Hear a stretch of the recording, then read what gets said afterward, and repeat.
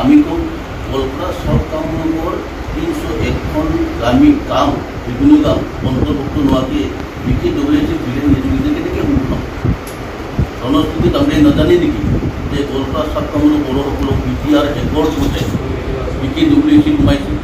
গতিকে কেনেকৈ ভিলেজ নিযুক্তি কেনেকৈ সম্পূৰ্ণ চৰকাৰে চুক্তি কৰিছে চৰকাৰ স্বাক্ষৰকাৰী অসম চৰকাৰ স্বাক্ষৰকাৰী আৰু সেই চুক্তিমতে BKWC গঠন হৈছে আৰু BKWC ইণ্টাৰিম কাউন্সিল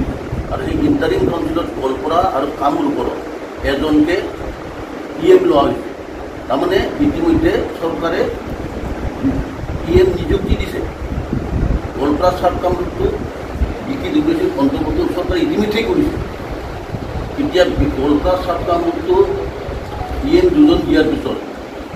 ইতিমধ্যে BKWC সোমোৱাৰ পিছত এই গাঁওবিলাকক এই ফাইনেল নটিফিকেশ্যন নোহোৱাকৈ ভিলেজ গেজেট নটিফিকেশ্যন কেনেকৈ সম্পূৰ্ণ গতিকে চৰকাৰৰ এই সম্ভাৱনা আমি বুজি পাইছোঁ আমি কোনো কাৰণত আমি নামানো চুক্তিমতে গোৱালপাৰা আৰু সাউথ কামৰূপটো BKWC সোমাব পাব লাগে আজি স্বাক্ষৰকাৰী ছিগনেচাৰী অৰ্গেনাইজেশ্যন আপচু আৰু সেই সময়ৰ আপচু প্ৰেচিডেণ্ট প্ৰমোদ বড়ো বৰ্তমান BTRৰ চিফ তেখেতসকলকো আন্ধাৰত ৰাখি চৰকাৰে BKWC আৰু অসম চৰকাৰে যিটো কৰি আছে আমি এইটো একেবাৰে অপচন্দ আমি গৰিহণা দিছোঁ বড়োসকলক যাতে আৰু প্ৰতাৰণা নকৰে চৰকাৰে যি চুক্তি কৰিছে চুক্তিকাৰী অসম চৰকাৰে নিশ্চয় ভাইলেশ্যন কৰে চৰকাৰে ভাইলেশ্যন কৰিবলৈ গৈ আছে যদি চৰকাৰে চুক্তি কৰে জনসাধাৰণে গণতান্ত্ৰিক আন্দোলনটো হ'বই লগে লগে আইনৰ প্ৰক্ৰিয়াটো আমি ডাঙৰীয়াই মানে আমি গম পাইছোঁ যে পৌৰ প্ৰচাৰিক মহিলা স্বাস্থ্য পৰিষদৰ যিটো ভিলেজ নটিফিকেশ্যন মানে 19খন জিলাক লৈ কৰিব ওলাইছে যে তাতে আমি দেখিছোঁ দক্ষিণ কামৰূপ আৰু গোৱালপাৰা জিলাৰ এই দুখন জিলাৰ 301 এখন গাঁও মানে অন্তৰ্ভুক্ত নাই মানে আচৰিতজনক কথা যে বড়ো ছাত্ৰ সন্থাই এই BTR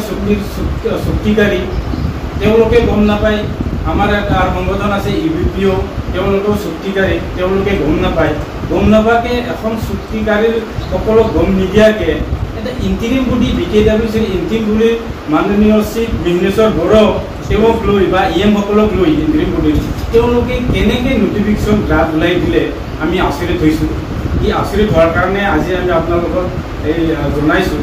যে তেনেকৈ কেতিয়াও আমি চুক্তিকাৰীসকলে মানি ল'ব নোৱাৰিম আৰু গৰিহণা দিছোঁ যে আমাৰ ইণ্টিৰিম কাউন্সিল এখনৰ চিফে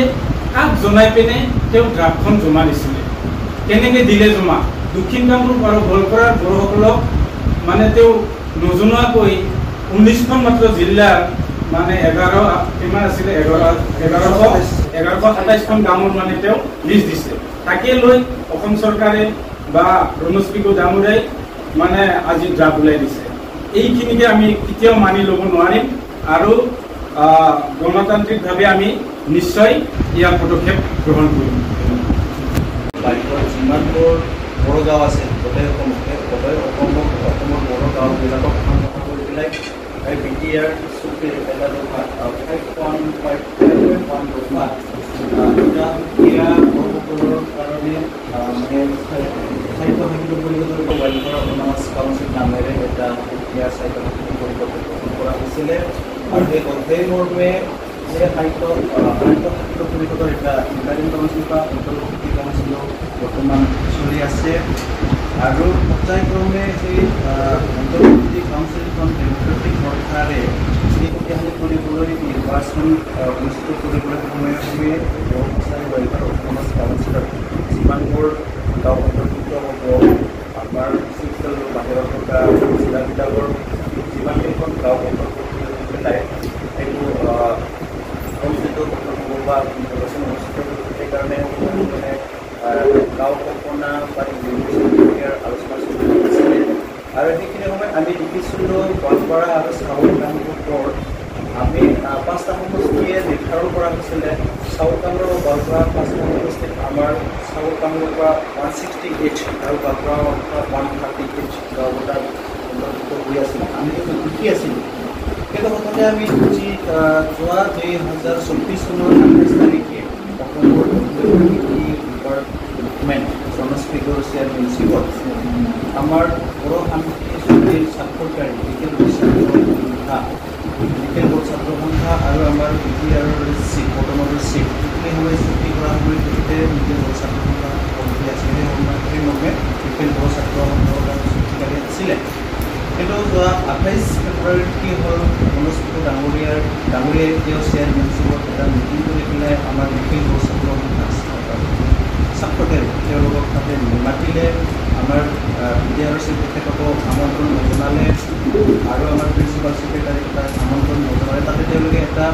সিদ্ধান্ত ল'লে আৰু সিদ্ধান্ত লোৱাৰ পিছত মাইনছ এটা ওলাই দিলে যে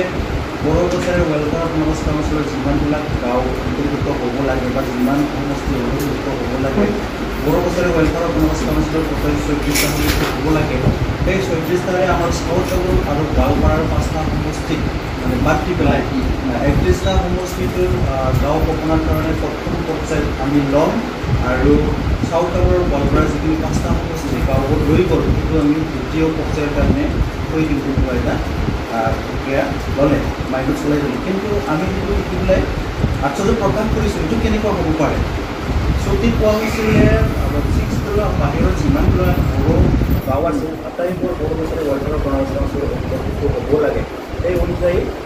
36টা সমষ্টি নিৰ্ধাৰণ কৰা হৈছিল। কিন্তু ভিলেজ নটিফিকেশ্যন কৰিব যোৱাৰ ক্ষেত্ৰত কিয় আমাৰ 5টা সমষ্টিটো চাউথ টাউন আৰু গোৱালপাৰাৰ 5টা সমষ্টি কিয় বাদ দিয়া হ'ল সেইটোৰ কথা আমি আজিলৈ বুজি নাপালোঁ। তাৰপিছত যোৱা 8 আগষ্ট তাৰিখে তেওঁলোকে ভিলেজ নটিফিকেশ্যনৰ কাৰণে আমাৰ চাউথ টাউন আৰু গোৱালপাৰা জিলাৰ যিমানবোৰ গাঁও আছে 5টা সমষ্টি সেইবিলাক বাদ দি পেলাই অন্য জিলাৰ 19খন জিলাৰ যিমানবিলাক গাঁও তাত অন্তৰ্ভুক্ত হ'ব লাগে সেই অন্তৰ্ভুক্ত হ'বৰ কাৰণে তেওঁলোকে এটা ড্ৰাফ্ট নটিফাই কৰিব। মানে তেওঁলোকে আমাৰ চাউথ টাউন আৰু গোৱালপাৰাৰ যিখিনি গাঁওবোৰ আছে সেইবিলাক গাঁওবিলাক বাদ দি পেলাই গাঁও প্ৰতিষ্ঠা কৰিবলৈ গৈ আছে, নিৰ্বাচন কৰিবলৈ গৈ আছে। কিন্তু আমি ইয়াত দেখিছোঁ যিহেতু তেওঁলোকে যিটো ফাইনেল ডিচিশ্যন ল'লে 28 তাৰিখে তেওঁলোকে যিটো ফাইনেল ডিচিশ্যন ল'লে বা 8 তাৰিখে তেওঁলোকে যিটো ড্ৰাফ্ট নটিফাই ওলাই দিলে সেইটো চাব গ'লে সেই যিটো আলোচনা হৈছিলে সেই আলোচনাত আমাৰ ছাত্ৰকাৰী নাছিলে, আমাৰ নিখিল বড়ো ছাত্ৰ সংঘাক জনোৱা নাছিলে। আমাৰ নিখিল বড়ো ছাত্ৰ সংঘাই সিদ্ধান্ত লোৱা সময়ত ডিচিশ্যন লোৱা সময়ত তাত উপস্থিত নাছিলে। গতিকে আমি ভাবিছোঁ সেই মৰ্মে অসম চৰকাৰৰ WBT ডিপাৰ্টমেণ্ট আৰু লগতে আমাৰ BPWEC যিটো বা পৰিষদ তেওঁলোকেও এই চুক্তিৰ যিটো দফা বা গোটেই চুক্তিকে উলংঘন কৰিছে। আৰু আমি নিখিল বড়ো ছাত্ৰ সন্থাই যিহেতু তাতে স্বাক্ষৰ কৰিছিলোঁ, আমি নিখিল বড়ো ছাত্ৰ সন্থাই সেই সন্মুখকালে আমি গ্ৰহণ কৰিব নোৱাৰোঁ। আমি যিটো তেওঁলোকে ভিলেজ নটিফিকেশ্যন কৰিবলৈ গৈ আছে,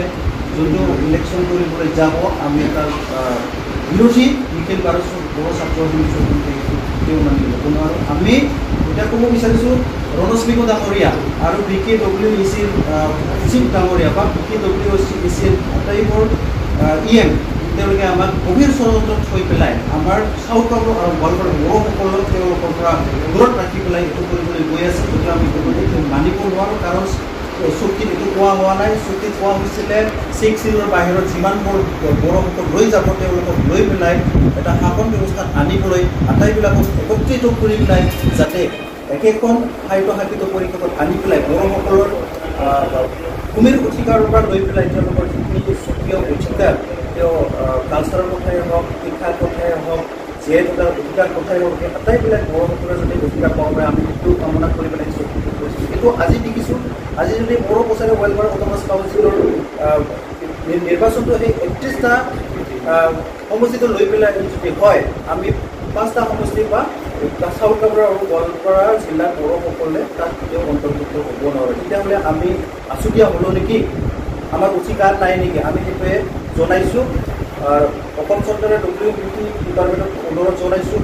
আৰু BKWEC প্ৰশাসনকো আমি অনুৰোধ জনাইছোঁ অতি শীঘ্ৰে আপোনালোকে যোনটো ভিলেজ নটিফাই কৰিবলৈ গৈ আছে সেইটো ষ্টপ কৰি ৰাখক।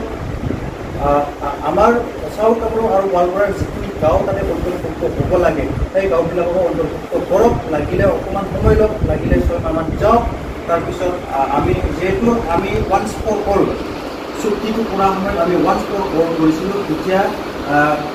বড়ো বছৰে ৱেলফেয়াৰ অট'নমাছ কাউন্সিলটো সঠিক ক্ষমতাশীল কৰিব যোৱাৰ সময়ত আমাক কিয় যাব বিচাৰে, আমাকো ল'ব লাগিব, আমিও তাত অংশীদাৰ। গতিকে আমি WBT মিনিষ্টাৰ বা অসম চৰকাৰ আমাৰ বিশেষকৈ WBCৰ যিটো প্ৰশাসনীয় ব্যৱস্থা বা প্ৰশাসনীয় মুৰব্বীসকল তেখেতসকলক জনাইছোঁ। আৰু তেওঁলোকে যদি এইটো আমাক সঁচাকৈয়ে যদি আমাক দূৰত ৰাখি পেলাই এইটো কৰিবলৈ যায়, নিৰ্বাচনী প্ৰক্ৰিয়াটো কৰিবলৈ যায়, আমি কিন্তু যিহেতু আমি গণতান্ত্ৰিক দেশত বসবাস কৰোঁ, যিকোনো কথাৰ প্ৰতিবাদ কৰাৰ গণতান্ত্ৰিক প্ৰক্ৰিয়া আছে, আমি গণতান্ত্ৰিক প্ৰক্ৰিয়াৰে আন্দোলন কৰিবলৈ বাধ্য হওঁ।